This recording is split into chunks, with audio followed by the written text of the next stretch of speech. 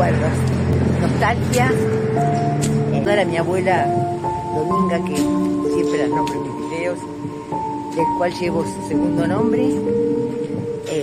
Por ejemplo, cuando ella emigró de Italia a Buenos Aires con mis tíos, una época muy triste para ellos porque en realidad dejaban todo, dejaban su vida, dejaban su esencia, su familia, sus hermanos, sus primos, bueno, dejaban todo para venir a la Argentina y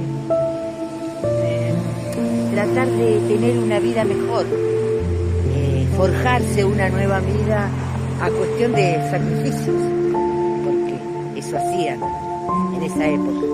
Bueno, les voy a contar lo de mis tíos italianos, que llegaron muy chiquititos a la Argentina, de la nueva familia que tuvieron al llegar acá, los esfuerzos que hicieron para poder ladrillo tras ladrillo, poder con esfuerzo hacerse su casa. Mi abuela huyó de Italia de la guerra para venir a la Argentina. Si mi abuela no hubiese huido de Italia, yo aquí no estaría. Mi abuela se embarcó desde Italia cuando en Italia había guerra y como estaba muy complicada la situación y tenían el temor de lo peor, se fueron de Italia. Se fueron de Italia con una mano atrás y otra adelante, como me decía mi abuela. Yo, mamichita, me vine de Italia con una mano atrás y otra adelante. Se vino con mis tíos, Francesca y Francisco, un amigo de mi abuelo y mi abuela. Eran 5 personas que se venían a la América, pero tomaron una decisión muy drástica porque mi abuela en Italia la pasó muy mal y tenía miedo por su vida, por la vida de su familia. Los familiares de ella no se quisieron ir, ¿no? Era gente que estaba muy arraigada a la tierra. ¿Vio cómo son los italianos? Son gente muy trabajadora y tenían su tierra que cultivar, su tierra de donde vivían. Entonces mi abuela tomó la decisión de irse, ¿no? Una decisión muy importante, porque ella antes de tomar el barco y antes de ponerse, cuando tomó esa resolución tan importante en su vida, pensó que ya sus padres no los iba a ver, sus hermanos, toda su sangre, toda su familia, y aparte irse a otro país desconocido, irse a otra cultura, a Argentina. Ellos pensaron en venir para la Argentina, porque acá se hablaba de que había mucha prosperidad, mucho trabajo, se podía trabajar y progresar. Así le llegaban las noticias a mi abuela, de paisanos, de gente que conocía acá, porque ellos en ese tiempo emigraba mucha gente para la Argentina. Entonces le llegaban esos comentarios y ellos se animaron más por eso. Tuvieron que dejar su país, su esencia, la esencia que tenían ellos de Italia, y tomaron la decisión de venirse para la Argentina. La pasó muy mal, hay cosas que no las puedo decir, me las contó mi abuela, pero son cosas muy fuertes. Para ocultarse ellos de la gente que los venía a agredir, ¿no? Estoy utilizando palabras suaves también. Se tenían que esconder, se escondían en cualquier parte. Donde ustedes se puedan imaginar, se escondían para salvar su vida. Y después la hambruna, no se conseguía comida, no tenían comestible, faltaba todo. Entonces tomaron esa decisión tan drástica de abandonar su país e emigrar a Argentina. Tomaron esa decisión. Entonces, tomaron un barco, que en ese tiempo los barcos, no había aviones, Y yo no sé si había aviones. Había aviones, pero no de como hay ahora de cabotaje, no sé cómo se llama, para transportar pasajeros de un país a otro. O si habría, eran los mínimos que lo usaban. Porque más o menos esto fue en el 1912, 1915 o 16, más o menos por ahí, porque hubo una primera y una segunda guerra. Así que en esos años fue. Y no tardaban meses en venir. Yo me acuerdo que mi abuela tenía un baúl inmenso, porque en baúles traían la ropa, traían todas sus cosas, lo que podían traer. Eran unos baúles grandes de madera. Y ahí traían todas sus pertenencias. Todo lo que más podían traer lo traían. Y meses.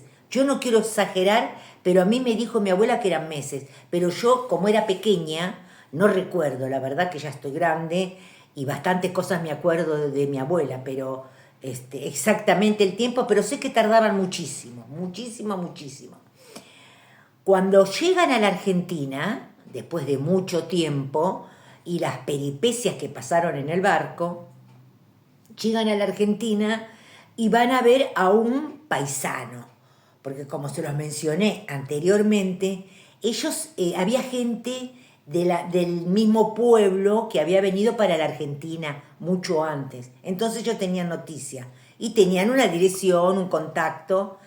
Y esa gente buena, humilde, trabajadora, los paisanos de ellos, le dieron, aparte de una bienvenida como ellas podían hacer, porque era gente muy humilde, le ofrecieron un sitio como para estar ahí, porque eran 5 personas. Recuerdo que mi abuela me decían que los comienzos fue muy duro, pasaron muchas cosas, se pusieron a trabajar enseguida y cuando tenían su ubicación para estar, me decía, mamichita, yo cuando vine de Italia dormía en un piso de Portland. Portland quiere decir, es un contrapiso que se hace, más luego se pone una baldosa, una cerámica, bueno, a eso mi abuela le decía un contrapiso, en piso de material. Ellos le decían, se referían a eso, que no tenía nada, era el piso de material. Y ahí dormían, como podían dormían, hasta que empezaron a trabajar, empezaron a tener su... Me acuerdo que mi abuelo, lo que yo tengo noción de que era muy chica, porque mucho no me acuerdo, lo que sí me acuerdo de mis abuelitos era que él tenía, porque fueron a la zona sur del Gran Buenos Aires, en Avellaneda,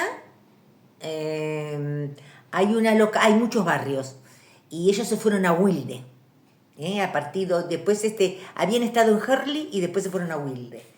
Es en la zona sur del Gran Buenos Aires. Cuestión de que mis abuelos empezaron a trabajar, y mi abuelo se le ocurrió alquilar un negocio, creo que lo alquilaría, la verdad que no lo sé, pero yo sé que tenía un almacén, y en ese tiempo se usaba un almacén, y era almacén grande, y en un costadito así había un despacho de bebida, que ahí se tomaban unos traguitos, los parroquianos no del pueblo, sino del barrio. Se iban a tomar una ginebrita, qué sé yo, un fernecito, porque en ese tiempo no era fernet, pero era una bebida parecida que ahora, en este momento no me acuerdo, pero era parecido al Jerry, como que hacía muy bien para la parte estomacal, pero no recuerdo qué era. Bueno, cuestión que ahí, y trabajaban, se levantaban re temprano y hasta tarde no cerraban. Y así fueron trabajando, fueron comprando un terrenito, fueron haciendo, ellos mismos hacían la casa, con ladrillo. Pero ¿qué había en ese tiempo que ahora no hay? Yo no estoy hablando del túnel del tiempo, chicos. Pero en ese tiempo yo me acuerdo que era chica, muy chica. Era más o menos cuando yo había tomado la comunión, que la toman a los 10 años, 9, no recuerdo, era chica. Y cuando hacían la losa, la parte de arriba del techo, se llama losa, a lo mejor ustedes no lo saben, yo por eso le explico, quizás sí, quizás no. Se juntaba toda la gente del barrio y ayudaba a poner, eran como unos ladrillos de sapo que se le dicen, que se iban así y se iban juntando, y después arriba le echaban material, le echaban por la cal y bueno, un montón de cosas más, para que se ponga sólido, para que se ponga duro. ese material. Y bueno, y venían todos los vecinos del barrio para ayudar, gente. No se puede creer. Había mucha, no sé si amistad, pero había mucha empatía entre los vecinos. Se ayudaban mucho, unos a otros. Y después el dueño de la casa, el que habían todos ayudado a los vecinos, los que podían, porque quizás algunos no iban, no digo que iba todo el barrio, la gente más allegada. Después el dueño de la casa hacía un asadito, como una especie de choripán, capaz que había carne, no recuerdo bien, pero hacía algo así y comían todo, tomaban después que terminaban de llenar la loza con ese material. Y bueno, ellos hicieron todo a fuerza de sacrificio, un esfuerzo muy, muy grande. Yo recuerdo que ellos tenían un carro, porque en ese tiempo, cuando yo tenía 10 años, sí, había algún que otro colectivo, había, sí, por supuesto, pero como estábamos cerca de Quilmes, que era en ese tiempo estaba lindo Quilmes, era como una ciudad balnearia para la gente trabajadora, digamos para gente trabajadora, ahí en Quilmes, y estaba muy lindo arreglado, con unas glorietas. Yo recuerdo que mi abuelo nos llevaba en un carro que vendría a ser un sulky, y entraba varias personas, y adelante iban 2 o 3 caballos, iban con caballos, ¿no?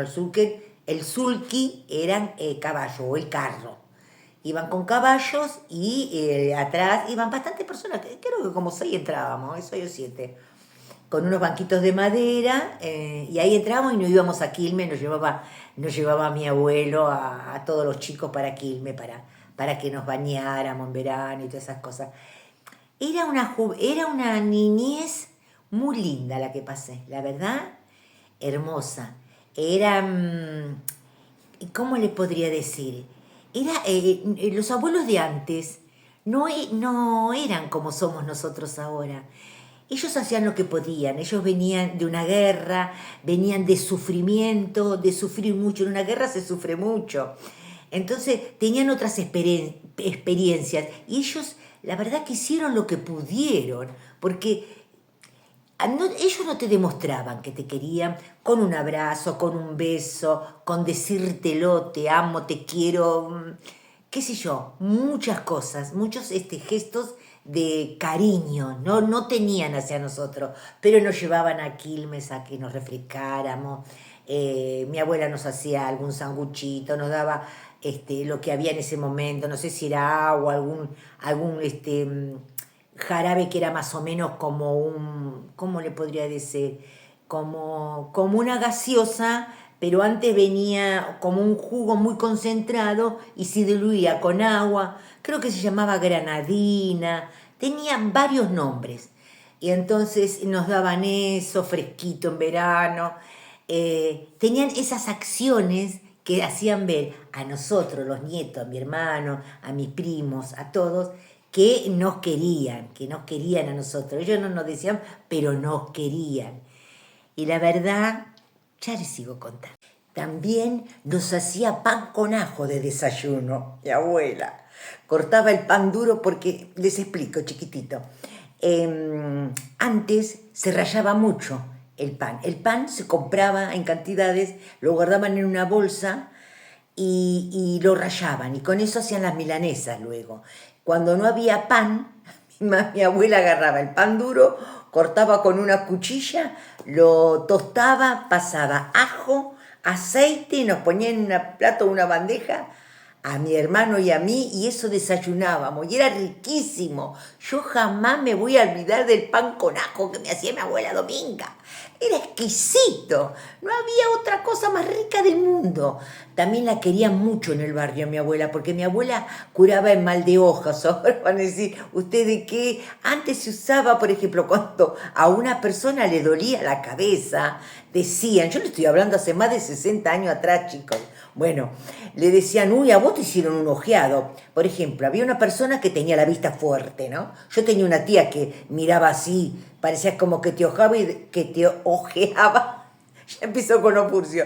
Y después salías de ahí de la casa y decían, bla, bla, bla, con dolor de cabeza. Bueno, cuestión que venía mucha gente a la casa de mi abuela, amá, doña Dominga, para que me cure el ojeado, que esto y que el otro. Y mi abuela lo curaba con agua, que yo nunca le pregunté nada porque no entendía ni dónde estaba parada. Y Y ella curaba el ojeado y lo curaba muy bien. Y después cuando la terminaba de curar, hacía así con el plato y lo tiraba a la vereda. Así que yo digo, pobre gente, después la que pasaba por ahí, ¿no? La cuestión que era santo remedio. Se le iba el dolor de cabeza a las personas que venían a curarse el ojeado de mi abuela. Son cosas que se usaban antes, chicos, ahora se toman y ya está. Pero antiguamente, en el túnel del tiempo, en mi época que yo tenía 9, 10 años, si los tenía, imagínense, hace como 70 años, eso era lo que pasaba.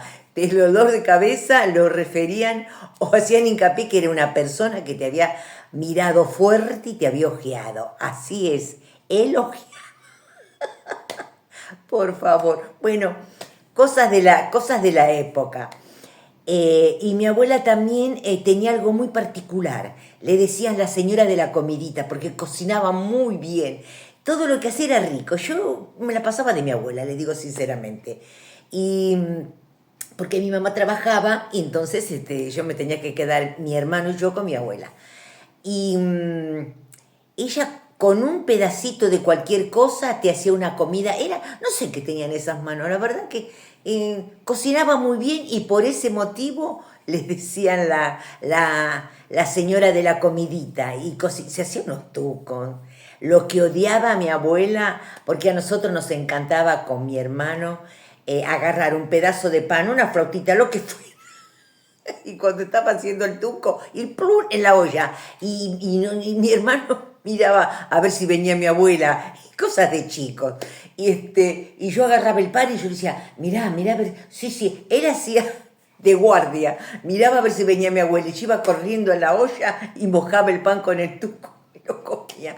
Y estaba exquisito. Y después yo hacía lo que hacía mi hermano. Y así pasábamos, pero nos demostraban que nos querían con eso, con todas las cosas que nos hacían y cómo nos cuidaban, ¿no?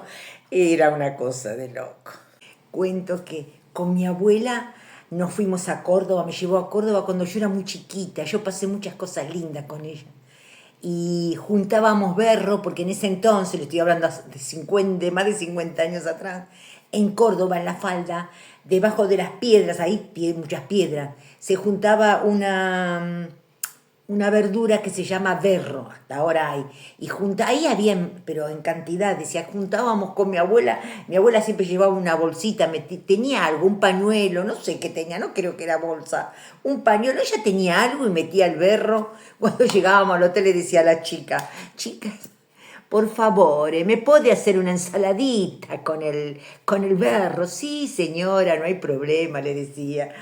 Y las chicas se lo hacían. Genial. Ella te veía una ramita, una hojita. Ella sabía qué era. Era increíble.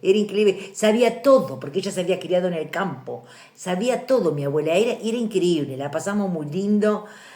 La verdad que venía a casa, me enseñó a jugar a las cartas. Ella jugaba a la brisca. Es un juego italiano que jugaba ella en Italia y me enseñó. ¿Para qué me habré enseñado?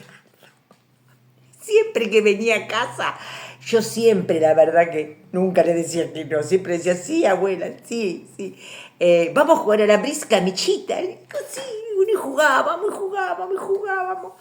Un día estaba jugando mi papá con nosotras, y mi papá ya se había cansado porque mi abuela no se cansaba, jugaba.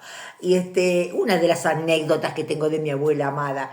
Y le dice mi papá, vieja, mira, yo me tengo que ir porque me tengo que bañar, así que no puedo jugar más.